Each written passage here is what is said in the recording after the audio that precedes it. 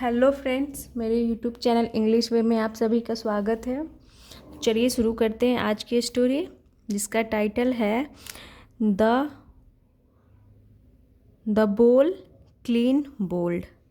बोल का मतलब यहाँ पे हो गया कटोरा, क्लीन बोल्ड यानी कि ये वर्ड तो वैसे मैच में यूज किया जाता है, लेकिन इसका मतलब क्या हो गया यहाँ पे क्लीन बोल्ड यानी कि मात दे दी गई, हरा दिया गया। द बोल क्लीन बोल्ड यानी कि जो बोल है कटोरा उसे मात दे दी गई। तो चलिए देखते हैं क्या है story. There was a long necked water pitcher.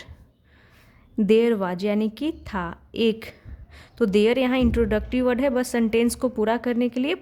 ये सेंटेंस का मतलब होगा कि एक लॉन्ग नेक्ड यानी कि लंबे गर्दन वाला वाटर पिक्चर, यानी कि वाटर पिक्चर का मतलब हो गया कि घड़ा था। वाज यानी था, एक लंबे गर्दन वाला एक घड़ा था। तो पिक्चर का मतलब क्या होता है? सुराही। इट वाज कवर्ड यानी कि यह ढका हुआ था, बाई अ बोल यानी कि एक कटोरे से ढका हुआ था। Which was put upside down on the top of the neck of the picture. इसका मतलब हो गया कि जो वाज यानी था, पुट यानी कि रखा हुआ, अपसाइड डाउन, अपसाइड डाउन का मतलब हो गया कि उल्टा, ऊपर का पार्ट जो होता है नीचे और नीचे का पार्ट ऊपर, यानी कि उल्टा रखा हुआ था। ऑन द टॉप यानी कि टॉप पे, टॉप का मतलब हो गया कि सबसे ऊपरी भाग पे। तो किसके ऊपरी भाग पे? ऑफ द नेक यानी कि गर्दन। किसका गर्दन? ऑफ द पिक्चर यानी कि घड़े का जो गर्दन होता है, ऊपरी भाग होता है टॉप, उस पर एक बोल रखा हुआ था, उल्टा करके, अपसाइड डाउन यानी उल्टा करके रखा हुआ था।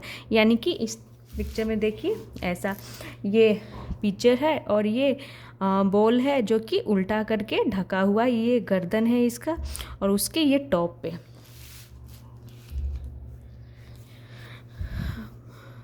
यहाँ तक हो गया। Anyone who wanted water had to remove the bowl cover.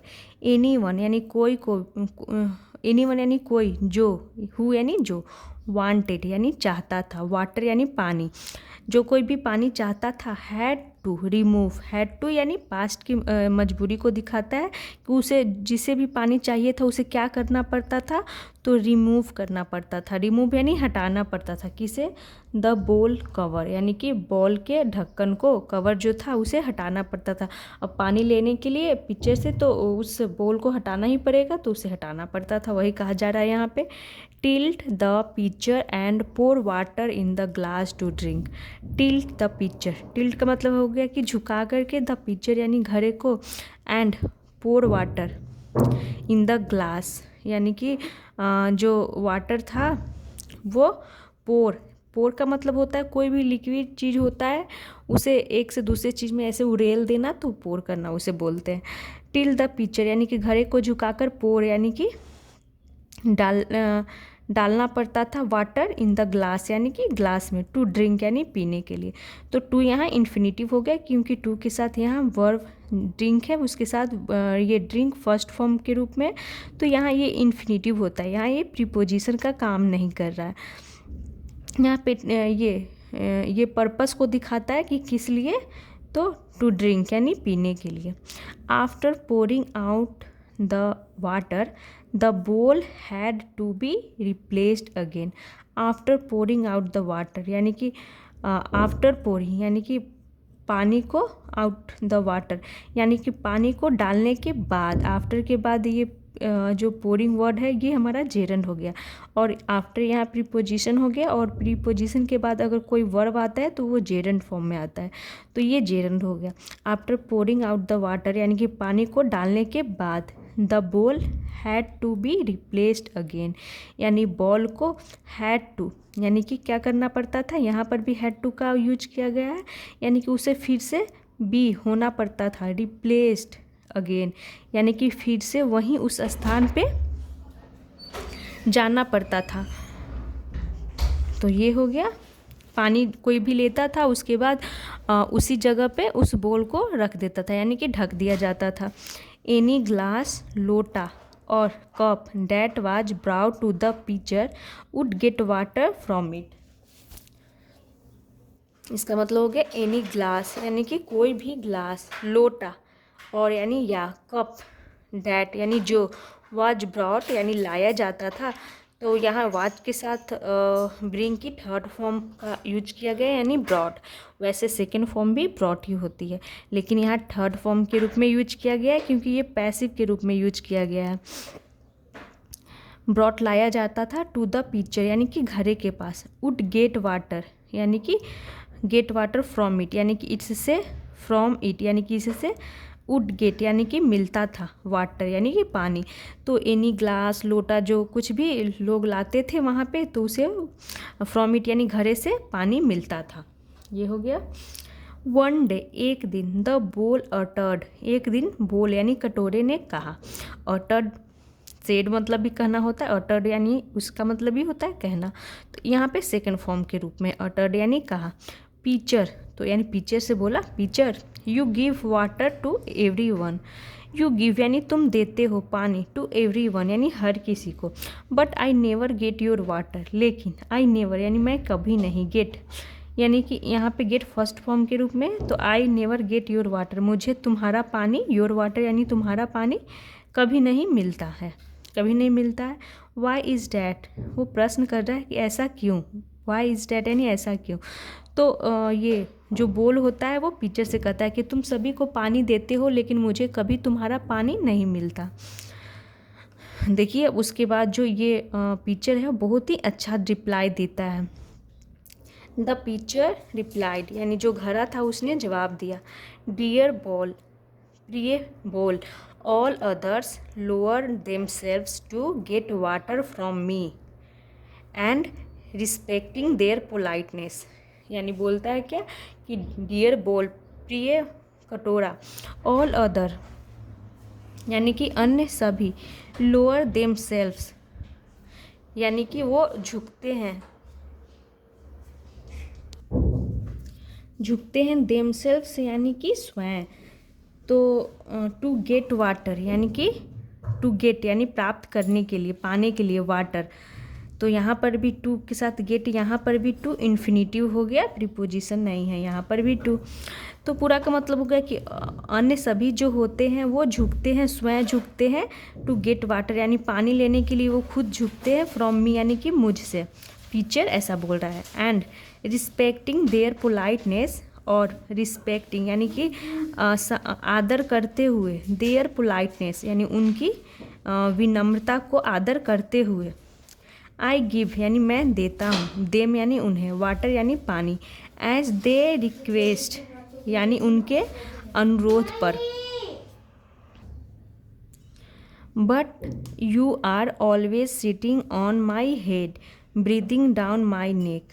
तो देखिए क्या पिक्चर बोलता है कि आई गिव देम वाटर यानी वो बोलता है कि जो अन्य सभी हैं वो मेरे सामने आते हैं, झुकते हैं, तो मैं उनका जो विनम्रता होता है, जो वो विनम्रता दिखाते हैं उनके अनुसार मैं उन्हें पानी देता हूँ।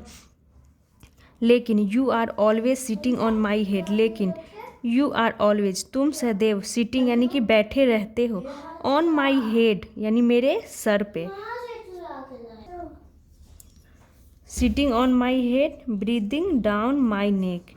तो पूरा का मतलब हो गया कि you are always sitting on my head, तुम हमेशा बैठे रहते हो, ऑलवेज यानी सदैव, माई हेड यानी मेरे सर पे, breathing down my neck, breathing down यानी कि सांस लेते हो, माई नेक यानी मेरे गर्दन पे। तो ये होता है कि अन्य जो सभी है वो झुकते हैं, नीचे रहते हैं और खुद से पानी मतलब लेते हैं, झुकते हैं तभी उन्हें पानी मिलता है। लेकिन तुम जो हो मेरे गर्दन पे बैठे रहते हो, मेरे सर पे बैठे रहते हो और मेरे गर्दन पे सांस लेते हो। ऐसा पिक्चर बोलता है कि वो बता रहा है कि किस लिए, क्यों तुम्हें पानी मेरा नहीं मिलता है। The rude ones remain empty always. The rude one यानी कि रूड का मतलब हो गया असभ्य व्यक्ति, रिमेन एम्प्टी यानी कि खाली रहते हैं। रिमेन यहाँ पे ये कंटिन्यूटी को दिखा रहा है कि वो जो होते हैं वो कंटिन्यू रहते हैं, खाली ही रहते हैं। ऑलवेज यानी सदैव। एंड सो विल यू, इसका मतलब हो गया कि इसीलिए तुम खाली रहोगे। तो यहाँ पे पूरा लाइन लिखा नहीं है क्योंकि ये हमें पहले से पता है कि किस चीज़ की बात हो रही है, इसीलिए। एंड सो विल यू, यानी कि तुम खाली रहोगे, इसीलिए तुम खाली रहोगे क्योंकि तुम मेरे सर पे रहते हो। The answer given by the pitcher clean bowled the bowl. The answer यानी कि जो जवाब था, गिवन दिया गया, बाय द पिचर यानी घड़े के द्वारा, क्लीन बोल्ड द बॉल यानी कि जो बॉल था वो क्लीन बोल्ड हो गया। तो यानी कि उसका जो ऐसा जवाब मिला बॉल को, तो वो पूरी तरीके से क्लीन बोल्ड हो गया। ये दिखा रहे हैं यहाँ पे कि उसे किस तरह से जवाब दिया गया, मतलब वो उसकी हार ही होती है, उसे पता चलता है कि क्यों उसका पानी नहीं मिलता है। तो चलिए देखते हैं कि इस स्टोरी का सार क्या है, द जिस्ट यानी कि सार। Ill mannered people are never received well.